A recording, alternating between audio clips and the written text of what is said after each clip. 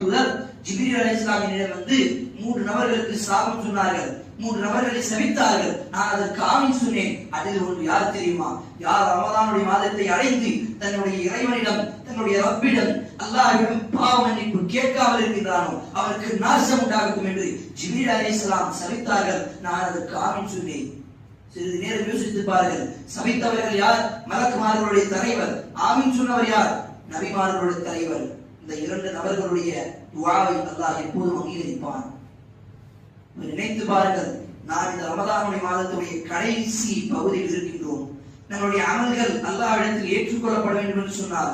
அல்லாஹ் நம்முடைய பாவங்களை மன்னிக்க வேண்டும் என்று சொன்னார். ஆரம்பத்தில் நம்முடைய ஈமான் எவ்வளவு அதிகமாக இருந்தாலோ அதை விட பல மடங்கு அந்த ரமதானுடைய கடைசி நாட்களில், கடைசி இரவில், கடைசி பகுதியில் இருக்க வேண்டும். அப்பொழுதுதான் அல்லாஹ் நம்மை மன்னிப்பான். இந்த ரமதான் நம்மை விட்டு போய்விடும், ஆனால் அல்லாஹ்வுடைய கிருபை முடியாது. இந்த ரமதான் முடிந்துவிடும், அல்லாஹ்வுடைய ரஹ்மத் முடியாது. அப்ப அல்லாஹ்விடம் எப்போதும் தௌபா இஸ்திக்ஃபார் இருக்க வேண்டும். நம்முடைய பாவ மன்னிப்பு எப்போதும் கேட்டுக்கொள்ள வேண்டும். அல்லாஹ்விடத்தில் அல்லாஹ்வுடைய தூதர் ஸல்லல்லாஹு அலைஹி வஸல்லம்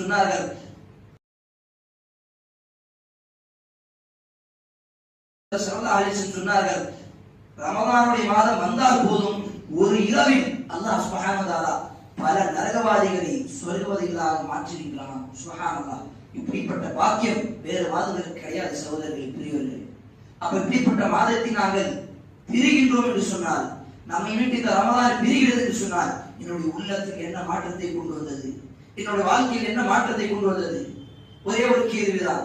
ரமதானுக்கு முன்பாக எனக்கு ஒழுங்காக தஜ்வீதோடு குர்ஆனை படிக்க தெரியாது. இந்த ரமதானுடைய மாதத்தில் நான் முயற்சி எடுத்து குர்ஆனை படிக்க வேண்டும், அல்லாஹ்வுடைய இந்த கலாமை படிக்க வேண்டும் என்று எத்துணை மக்கள் இன்று ஆசைப்பட்டு இந்த குர்ஆனை படிப்பதற்கு முயற்சி எடுத்தார்கள்.